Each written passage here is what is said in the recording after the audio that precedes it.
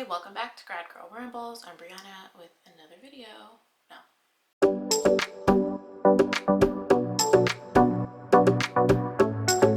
And today I want to talk about some of the potential career options for school psychologists. I think the more commonly known setting for school psychs is a school. Most of the time it's a public school, but school psychologists have options outside of schools, and I think that's kind of like a little known fact that people aren't really aware of, so I just kind of wanted to talk about that a little bit. It's especially important for me because I am in my third year of my program, and in the third year, this is my cat, we are typically preparing to for a practicum in the fourth year, which is advanced practicum. So for my program, advanced practicum is in a non-school setting. So as of right now, I am applying and interviewing at different clinics, and I'm just, okay, we're gonna do that. Okay, all right. So I'm interviewing for advanced practicum settings right now.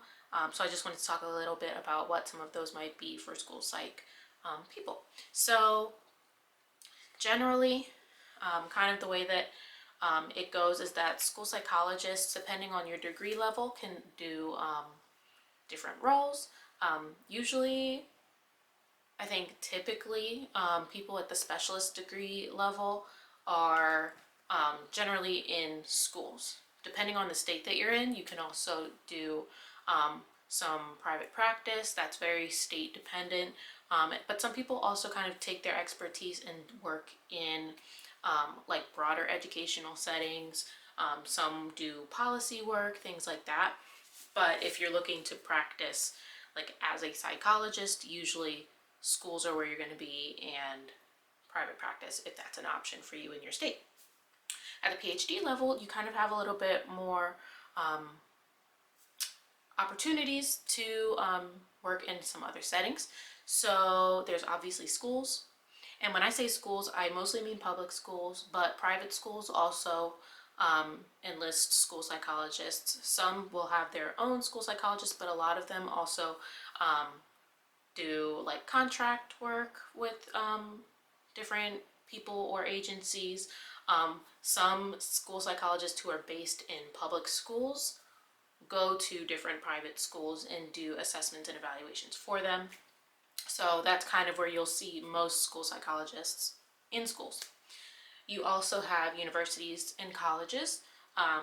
Somebody has to train us, so you'll see a lot of school psychologists in academia. Some of them do primarily research. Some of them are mostly for teaching and training, and then you have those who kind of dabble in a little bit of both.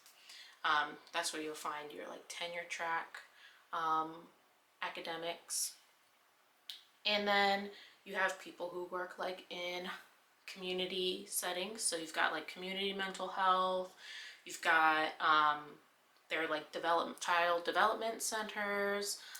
They always need psychologists, and places that I'm really interested in. I'm really interested in like a hospital setting.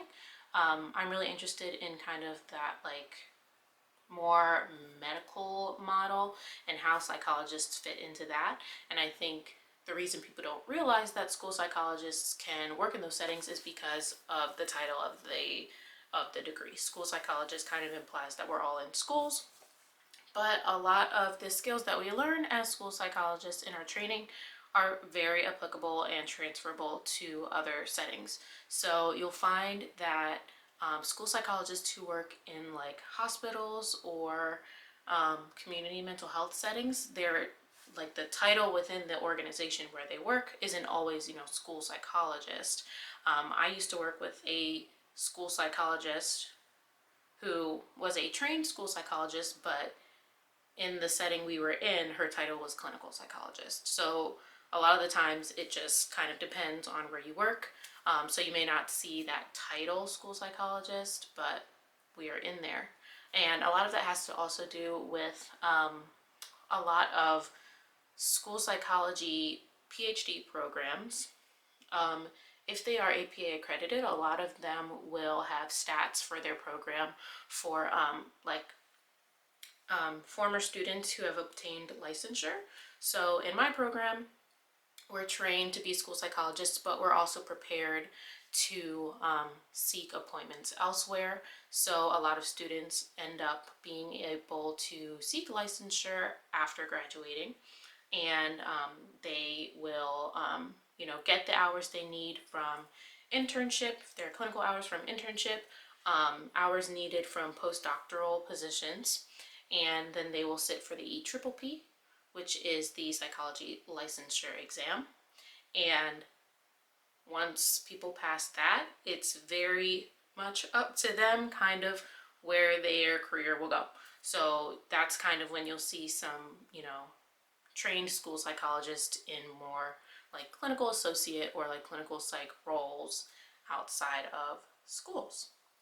And I think this is something that I'm thinking about right now because, like I said, I'm looking for my advanced practicum setting for next year, and I have applied to um, different settings to like private practice and like hospital and like integrated behavioral health type roles because I'm really interested to see what that looks like and what kind of opportunities are out there.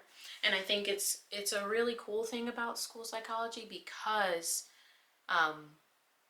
you have a few more options because of the nature of the training. And I think for those school psychologists who work in like a hospital setting, it's actually kind of an advantage to have that school background because when you're working, especially if you work with children and their families, you know, the the assessments or the treatments or evaluations that you're doing, you're not the only one working with that child. They also have services maybe in schools. They have, their teachers and all of that. And I think it's really helpful for people like me to understand how schools operate. So it's definitely an advantage, in my opinion, to really know about the different systems that students, children interact with outside of kind of like your setting.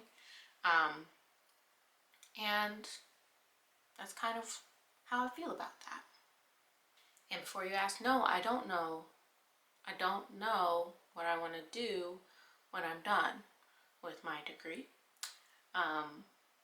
In a perfect world, I would do all of it at different times throughout my career, which I know a lot of people do, but it's not always it's not always by choice and it's not always intentional.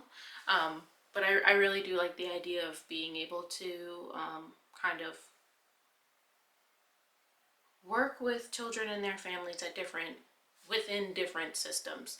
So then I also, as a practitioner, have a more developed idea of like, okay, here's my role as a school psychologist for this child. But if I am a psychologist in a hospital setting working with the same child and their family, what I'm doing is going to be different, but they should complement each other.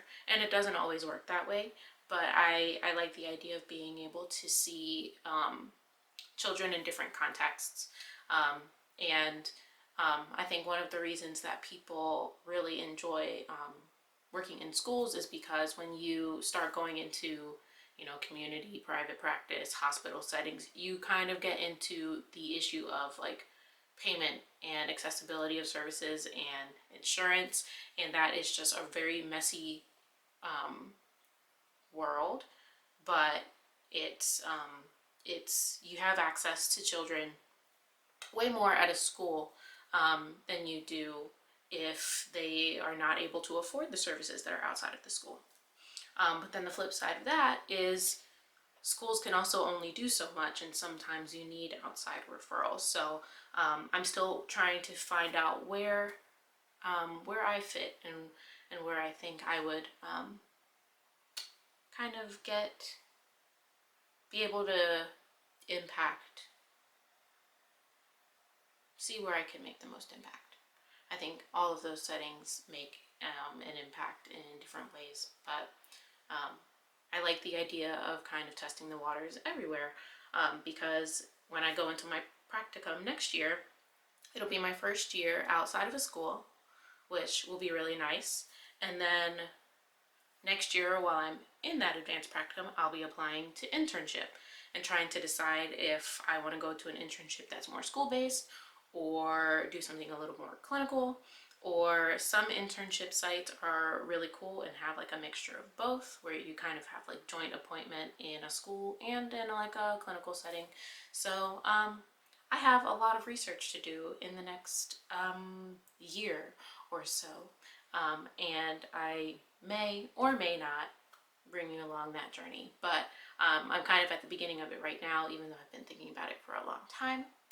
And that's all I'll say about that. Be sure to leave a comment below if you're in school psychology and you have a preferred setting. Let me know. If you don't know which setting you are more drawn to, I also want to know that too. I think it's really helpful for graduate students specifically to kind of talk about these things, because it's nice to talk to people who are in those roles that we want to see ourselves in, but it's also nice to speak with people who are in it right now. So I want to talk to other people about it. But that's all I have for today, and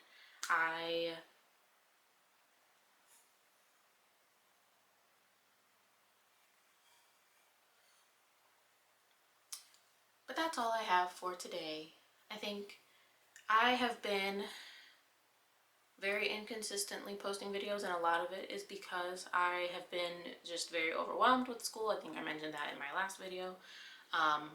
And one of the things I guess I can update is that in my last video I mentioned that I was taking my comprehensive exam and I passed. So that now I'm a doctoral candidate, woo woo, which means that I'm also in like hyperdrive dissertation mode.